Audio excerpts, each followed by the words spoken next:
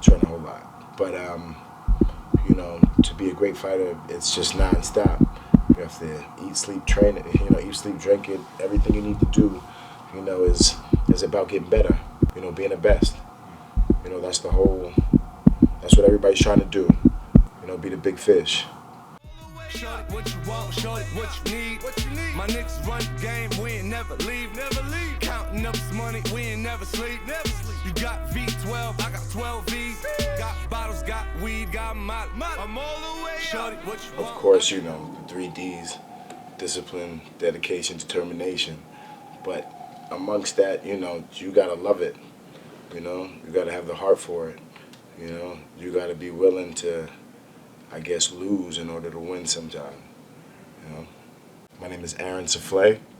I live in New York City. I'm a mixed martial arts fighter. I always grew up fighting. It was kind of in my blood.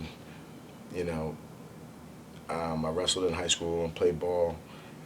And it just transferred over from, when the sport came around, it was fit my skill set, fit it very well. Somehow, my man Joker was like, "Yo, you should." He was a professional kickboxer. He was like, "Yo, you should come down to the gym," and it was like American Kickboxing something something, and he introduced me to the guy down there, and it just so happened that from there, everything stemmed out from where I am now. But it happened, like you said, from some little gym around the way, and my man who I knew was nice with the hands, he was like, "Yo, come on down." I was like, "Yeah." All right. Growing up, I had a lot of, encouragement from my pops to, like sports-wise, to pursue anything that I felt that I was good at. He felt that I was a good athlete. Just growing up, I could just do things. So, he instilled in me like, you're good. You're good at everything. You just got to try it. And then when you try it and you want to do it, you got to stick with it, work hard at it. But for the most part, he just gave me that encouragement, like, son, you could do all this, whatever you want to do. I've always been a fighter. I have a little sister. I'm a protector. You know what I mean? My pops was always like, "Yo, this is your little sister. You protect your little sister." That's just what we do. Nah, most definitely, I was excited. That's like, I've been fighting my whole entire life, so that was it. It comes second nature. So it was just different to see it organized, showing you proper technique, being able to build, grind, work, and work intelligently, and work with people that are better than you, work with people that know more than you, work with people that are smarter than you. You know, you gotta like find those people that are better than you, and you gotta not you gotta pull from them, especially if they're willing to give. That's the only way to get it. Like I said before, it's always about getting better. So whether you need footwork, whether you need, cardio, whether you need, agility drills, whether you need, hand-eye coordination drills, you always have to kind of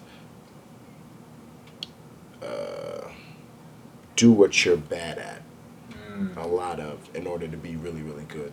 Because you're always going to be good at what you're good at. You're always going to be good at what you're good at. That's your bread and butter. That's, when everything hits the wall, that's what you go back to. When you're, those things, those small things that you're not good at, when you continue to practice those, that's when you become really, really good. My diet is very hard. Yeah, it's very hard with the diet. The diet, you kind of have to restrict a lot of things in order to, not retain water and still be able to perform. So your diet gets like very, very strict. It's a lot of, grilled chicken and vegetables, all the time.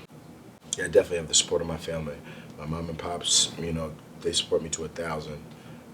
They come to all my fights. They're in my corner, and it helps a lot.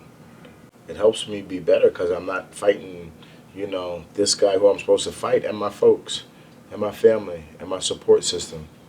A strong support system is key. I mean, that adrenaline's pumping. There's a lot of things going on, and it's adversity. The training always helps. Being able to rely on the training, to revert back to it. You know, the cardio, the the mental push that you were going through while you were training helps you out a lot. And it's also adrenaline, and you got that will to not give up. That's why fighters fight. They don't. It's not about. It's about keep pushing. Things get tough.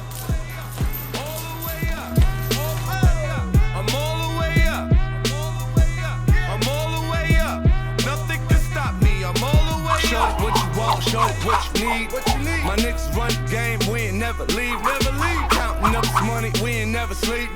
You got V12, I got 12 V's.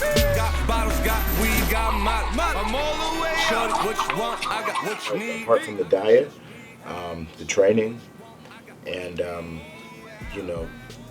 people that are around you have to understand that this is what I do. It takes a different toll on them because.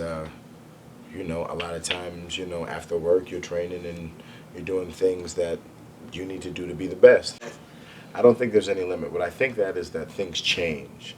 They may morph from, you being, the professional athlete and you going towards your goal of, grabbing that belt and being the best. And then from there, after, you've worked and been in those ranks and grabbed all that knowledge, you may want to turn around then and pass it on to the next generation coming around and be the best at doing that.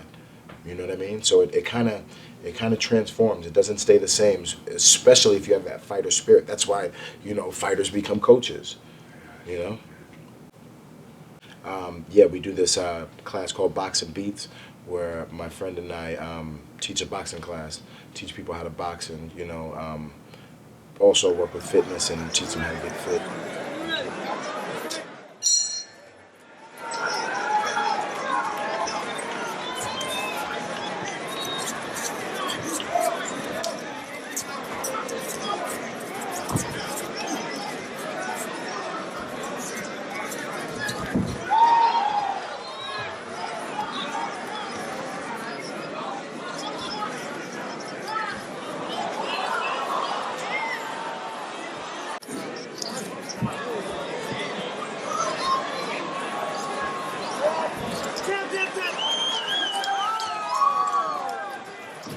Get into fighting,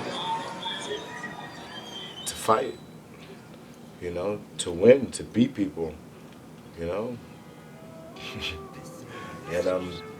when you do that, you want to be the best at it. Nothing can stop me, I'm all the way up.